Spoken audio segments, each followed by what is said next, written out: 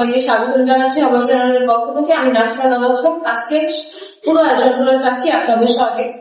আসলে জাতীয় সংসদ নির্বাচনকে কেন্দ্র করে বাংলাদেশ জামাতে ইসলামী যে 5টি দফা নিয়ে আন্দোলন করছে, তার মধ্যে অন্য একটি দফা পিআর। এই পদ্ধতি নিয়ে আলোচনা করার জন্য আজকে আমাদের ভিডিওতে উপস্থিত আছেন বাগেরহাট 2 আসনের জামাতে ইসলামী মনোনীত সংসদ সদস্য পদপ্রার্থী জনাব শেখ মঞ্জুরুল হক রাহাত ভাই। আসসালামু আলাইকুম। কেমন আছেন? আপনি ভালো আছেন? জি আলহামদুলিল্লাহ। আচ্ছা, আপনাদের এই 5টি দফা কি যদি একটু বলবেন? আমরা জুলাই বিপ্লবের পর থেকে বিভিন্নভাবে সরকারকে একটি বিষয়ে বলার চেষ্টা করেছি, যেটা হচ্ছে সমস্ত মানুষ বাংলাদেশে তারা যেন প্রতিনিধিত্ব সংসদে অংশগ্রহণ করতে হয়।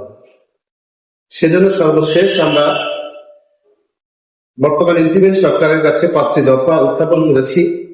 তার মধ্যে প্রথম দফাটা সব থেকে সেন্সিটিভ। সেটা হচ্ছে যে জুলাই বিপ্লবটা আমাদেরকে স্বাধীন করে দিয়েছে, বাংলাদেশটা একটা অবস্থানে নিয়ে যাওয়ার জন্য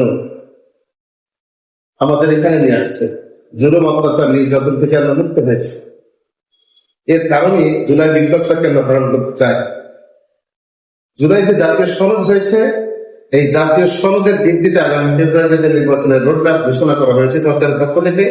আমরা চাই জুলাই জাতীয় সনদের ভিত্তিতেই আগামী ফেব্রুয়ারিতে আমাদের নির্বাচনটা হবে। এটা আমাদের প্রথম দাবি। দ্বিতীয় পর্যায়ে যে দাবিটা আমরা সরকারের কাছে করছি, আগামী জাতীয় সংসদ নির্বাচনটা পিআর পদ্ধতিতে হতে হবে। পিআর পদ্ধতির ব্যাপারে অনেক কথা চাহত আছে, বাট আমাদের তো ছোট আছে। তো আমরা সেভাবে সরকারের কাছে উত্থাপন করেছি পিআর পদ্ধতির মাধ্যমে নির্বাচন চালু করতে হবে, এবং এই নির্বাচনটা পিআর পদ্ধতিতে এক পক্ষ না, উভয় পক্ষ, নিম্ন কক্ষ এবং উচ্চ কক্ষ উভয় পক্ষেই আমাদের পিআর পদ্ধতির দাবি সরকারের কাছে রয়েছে।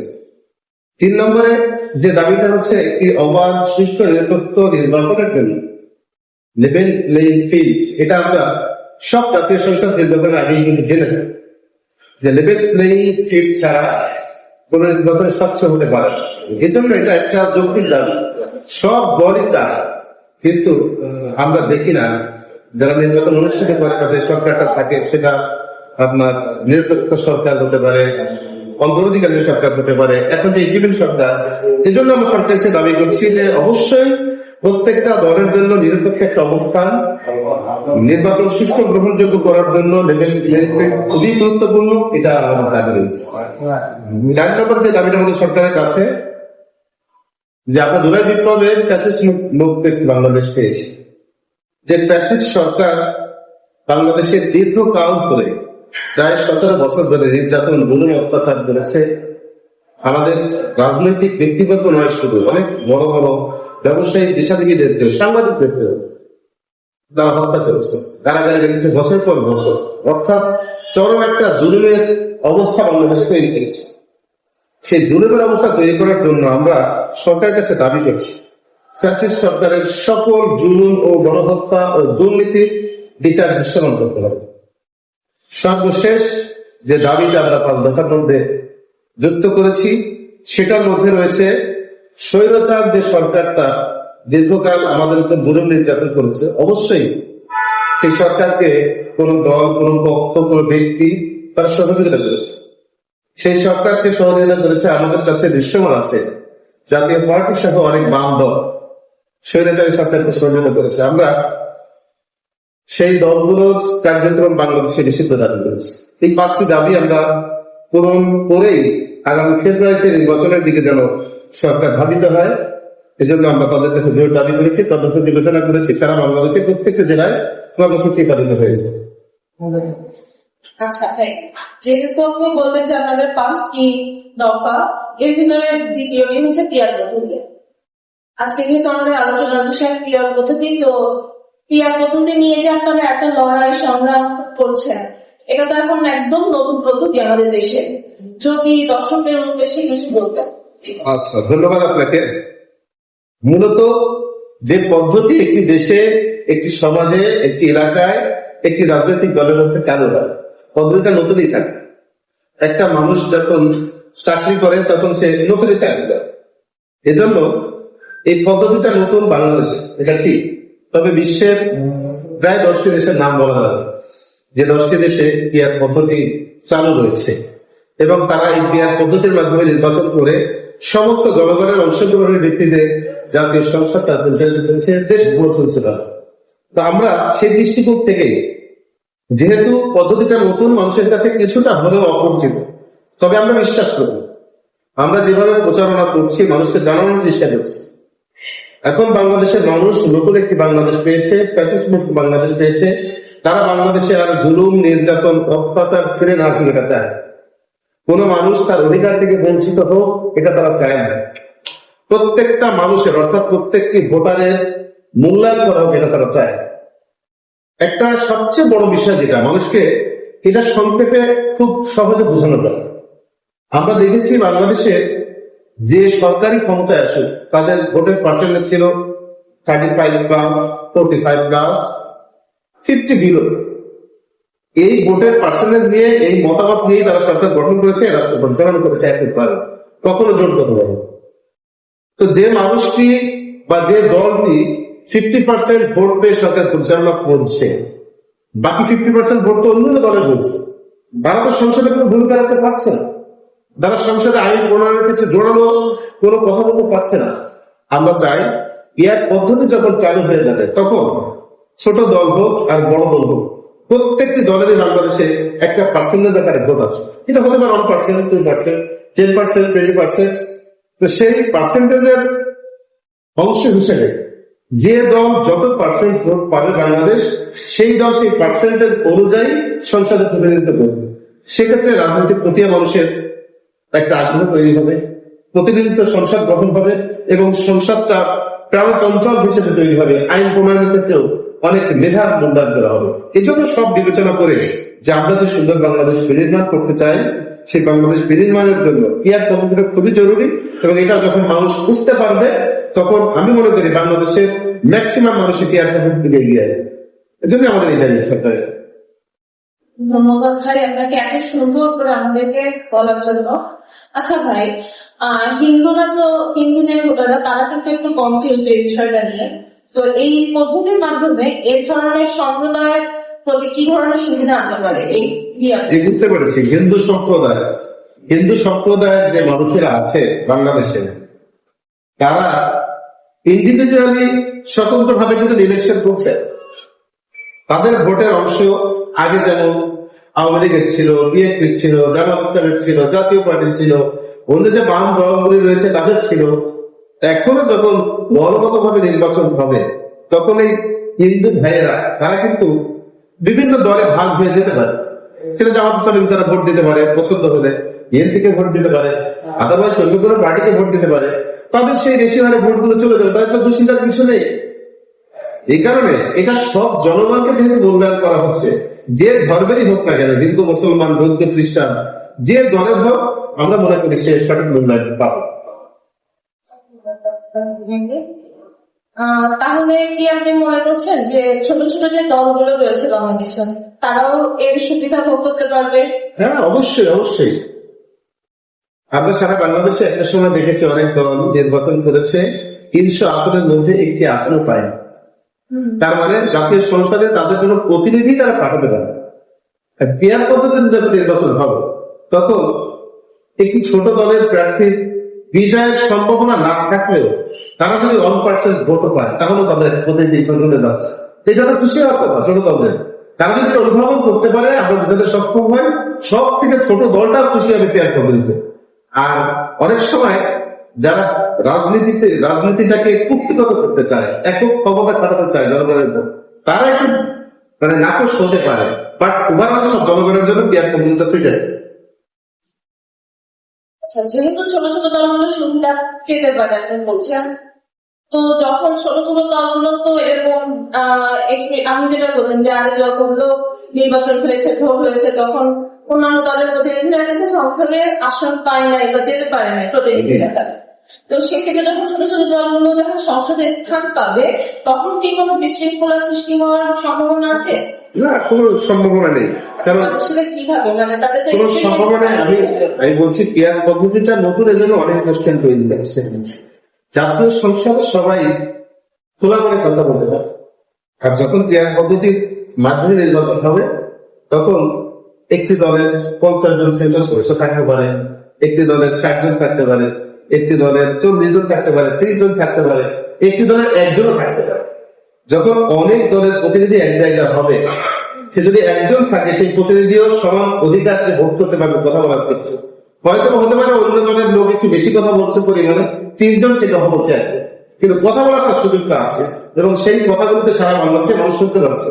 যদি যুক্তিযুক্ত কথা বলে অবশ্যই বাংলাদেশের জনগণ সেটা একসেপ্ট করবে এবং সংসদে সেটা একসেপ্ট করবে। আচ্ছা, আমাদের দেশে ইলেকশনের সময় কিন্তু একটা মিথ আছে যে অনেক টাকা ছড়াছড়ি। তো অনেকে আছে যারা বিদেশে থাকেন, তাদের প্রচুর টাকা পয়সা, যারা রাজনীতি বুঝে না, রাজনীতি দিয়ে তারা সেবা না ব্যবসা করতে চায়। তো এটা কিভাবে নিরসন করা যেতে পারে? আমরা কালো টাকা, টাকা এবং কালো টাকা, আমাদের দেশে একটা বড় সমস্যা আছে। কালো টাকাকে আবার সাদা করার সুযোগ আছে। কালো টাকা তো কালো টাকায়, অবৈধ টাকা অবৈধ টাকায়, এটাকে আবার হোয়াইট মানি করার পন্থাটা পার্সোনালি আমার কাছে খুব ভালো মনে হয়।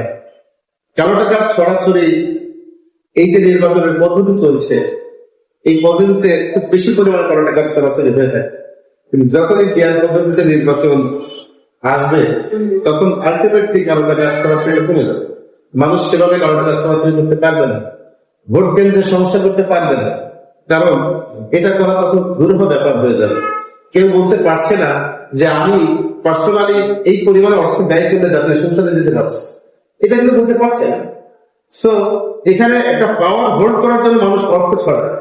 যখন দলের উপরে ভোটের পার্সেন্টেজটা চলে আসে তখন ব্যক্তি নিজে এভাবে পাওয়ার ইনভেস্ট করে আর সমাজে বিশৃঙ্খলা করতে পারবে না, এটা সে করবে। এজন্য কালো টাকা দৌরত্ব কমানোর জন্য আর যারা বিদেশে থাকে তাদের ভোটাধিকার ব্যাপারে ইতিমধ্যেই পাকিস্তানি সরকার কাছে দাবি করেছে। আমরা কিছুদিন পূর্বেও একটা বড় কর্মসূচি দিয়েছিলাম সারা বাংলাদেশে, সেখানে আমরা দাবি করেছিলাম সরকার যে বিদেশে যে প্রায় 1 কোটি প্লাস ভোটার রয়েছে বাংলাদেশে, তাদেরকে ভোটাধিকার প্রয়োজন সুযোগ দেবো। সেটা অনলাইনে হতে পারে, পন্থা বের করতে পারবে সরকার, আমরাও সরকারকে সহযোগিতা করবো। তো বাইরের যারা থাকে দেশের মানুষ, এই 1 কোটি মানুষ যারা ভোটাধিকার প্রয়োগ করতে পারে, তারা বাংলাদেশের জন্য ব্যাপক ভূমিকা রাখবে। সুতরাং তাদের ভোটাধিকার দেওয়া দরকার। আমরা এই দাবিও করেছি, আশা করি সরকার সেটা পূরণ করবে। আর কালো টাকা কমানোর জন্য পেয়ার পদ্ধতি সবচেয়ে ভালো, যে কালো টাকা সরাসরি বন্ধ হয়ে যাবে। এছাড়া সরকার যদি কঠোর হস্তক্ষেপ করে এই ব্যাপারে, যে না, যে কালো টাকা ছড়াছড়ি করতে চাইবে তাকে আইনের অধীনে এনে শাস্তির ব্যবস্থা করা হবে। এই আইনটা যখন শক্তিশালী হবে, শক্তিশালী নয় তাকে তো বলছি না, আমাদের দেশে অনেক আইন শক্তিশালী আছে কিন্তু এর প্রয়োগটা দুর্বল। এই প্রয়োগটা যখন শক্তিশালী হবে তখন এই কালো টাকা দৌরাত্ম কিছুটা চলে আসবে। আচ্ছা, বাংলাদেশের অধিকাংশ মানুষ 56% মানুষই কিন্তু জানে না যে পেয়ার পদ্ধতিটা কি। তাহলে এই সম্পর্কে আপনি যদি কিছু বলতেন, মানে এক্ষেত্রে কিভাবে? ধন্যবাদ। আমি শুরুতেই আপনাকে বলেছি এবং যারা আজকে এই টক শো দেখছে সবাইকে বলার চেষ্টা করেছে, এটা বাংলাদেশের জন্য নতুন একটি পদ্ধতি। নতুন পদ্ধতিটা আমরা মানুষকে জানানোর জন্য ইতিমধ্যেই কর্মসূচি হাতে নিয়েছেন। আমরা সারা বাংলাদেশ ব্যাপী লিফলেট বিতরণ করছি। পেয়ার পদ্ধতিতে সুবিধাটা কি, মানুষ কি সুবিধা ভোগ করবে, এটা জানানোর চেষ্টা করছি। আপনি দেখবেন মানুষ যখন বুঝে যায় তখন মানুষ রাস্তায় নেমে এসেছে। এই বোঝানোর দায়িত্বটা আমরা হাতে নিয়েছি। খেয়াল করবেন 5ই আগস্ট তৈরি হয়েছে, রাজনৈতিক দলগুলো যখন চেষ্টা করতে করতে করতে করতে একটা জায়গায় পৌঁছে গেছে, প্রায় হাঁপিয়ে উঠেছিল বাংলাদেশের রাজনৈতিক দলগুলো। ঠিক তখন সারা বাংলাদেশের মানুষ বুঝে গিয়েছিল, হ্যাঁ, এই সরকার আমাদের দেশের জন্য, এই জাতির জন্য, জনগণের জন্য অনেক ক্ষতিকর জিনিস করছে, আমরা ক্ষতিগ্রস্ত হচ্ছে, আমাদের দেশ পিছিয়ে যাচ্ছে। সুতরাং এই সরকারকে পতন ঘটাতে হবে। যখন এটা জনগণ বুঝে ফেলেছে, কিন্তু বুঝতে বেশ কিছু সময় লেগেছে, বোঝার পরে রাজনৈতিক দলগুলো মাঠে নামার গতিটা কমে গেলেও জনগণ কিন্তু তাদের গতি হারায়। আবাল, বাচ্চা, বনিতা, বৃদ্ধ, ছাত্র, শ্রমিক সব মানুষ রাস্তায় নেমে এসেছে রাজনৈতিক দলের নেতৃত্ব ছাড়াই তারা ব্যাপক বিপ্লব ঘটিয়েছে। সুতরাং আমরা যে কর্মসূচি হাতে নিয়েছি ইয়ার পদ্ধতি ঢোকানোর জন্য টেলিভিশন ইতিমধ্যে প্রচার হচ্ছে, মিডিয়ায় প্রচার হচ্ছে, প্রিন্টিং মিডিয়া, ইলেকট্রিক মিডিয়ায় প্রচার হচ্ছে। আমরা রাজনৈতিক ব্যক্তিবর্গে যারা আছি, সচেতন মহল সাংবাদিক আছে, সবাই পড়াশোনা করেছে, টক সাথে আলোচনা হচ্ছে, আমরা লিফলেট দিচ্ছি, মাইকিং হচ্ছে। এই সব মিলিয়ে সাধারণ মানুষের মধ্যে এটা যেতে অনেক সময় লাগবে বলে আমি মনে করি। আমি বুঝতে পারি যে পিআর পদ্ধতিটা এত ভালো এবং গ্রহণযোগ্য একটি পদ্ধতি, এটা জানানোর জন্যই আমরা প্রচার প্রচারণা শুরু করেছি। যখন মানুষ বুঝে যাবে অবশ্যই এটাকে গ্রহণ করতে পারবো, এটা নয়। হ্যাঁ, আপনাকে অনেক অনেক ধন্যবাদ আপনার মূল্যবান সময় আমাদেরকে দেওয়ার জন্য। আমাদের চ্যানেলটি যেহেতু নতুন, তো আমাদের দর্শকদের উদ্দেশ্যে যদি আপনি কিছু করবেন। যে আপনাকে অনেক ধন্যবাদ। আজকে যে চ্যানেলটি যাত্রা শুরু করেছে অভয় টিভি, এই টিভির কলাকৌশলী যারা রয়েছেন সবাইকে আমি ধন্যবাদ জ্ঞাপন করছি। তারা যে একটি মহৎ উদ্যোগ নিয়েছে, এই উদ্যোগকে আমি স্বাগত জানাই। টিভিটি বাংলাদেশের সব জায়গায় খুব তাড়াতাড়ি পরিচিত পাক, এটা আমি কামনা করি। তবে একটি কথা আজকে আমরা প্রথম দিনে বলছি, বাংলাদেশে আমরা কিন্তু মিডিয়ার ক্ষেত্রে দেখেছি বেশ হলুদ মিডিয়ার দৌলত। হলুদ মিডিয়া একটি সত্যকে মিথ্যার দিকে নিয়ে যেতে পারে, মিথ্যাকে সত্যে রূপান্তরিত করতে পারে। আমার প্রত্যাশা থাকবে একজন সচেতন মানুষ হিসেবে, আমি রাজনৈতিক লোক হিসেবে বলছি না, তাহলে আমি বলতাম যে আমার পক্ষেই ছাপাই গাইলে আমি বেশি খুশি হব। আমি সচেতন একজন মানুষ হিসেবে বলছি, অভয় টিভির যাত্রাটা যেন হলুদ মিডিয়ার ভূমিকা পালন না করে সত্য, ন্যায়নিষ্ঠ সমাজের অসঙ্গতিগুলো তুলে ধরতে পারে, দেশ ও জাতি মানুষের কল্যাণে কাজ করতে পারে। আমি নিজেও এই কাজের সঙ্গে আছি এবং আমি চাইবো এই টিভিটাও তারই পক্ষ ভূমিকা রাখুক। আমি অভয় টিভির ভবিষ্যৎ উজ্জ্বল কামনা করছি। অভয় টিভির সঙ্গে যারা জড়িত সবাইকে আমার পক্ষ থেকে আন্তরিকভাবে ধন্যবাদ জ্ঞাপন করছি। আপনাকে ধন্যবাদ। ধন্যবাদ ভাই আপনাকে। আমরাও চেষ্টা করবো সততার সাথে আমাদের চ্যানেলটিকে পরিচালনা করার জন্য, আর আমরা আশা করি আপনাকে মাঝে মাঝে আমাদের সঙ্গে। জি জি, ইনশাআল্লাহ। ধন্যবাদ আপনাদেরকে। সবাই ভালো থাকবেন। আসসালামু আলাইকুম।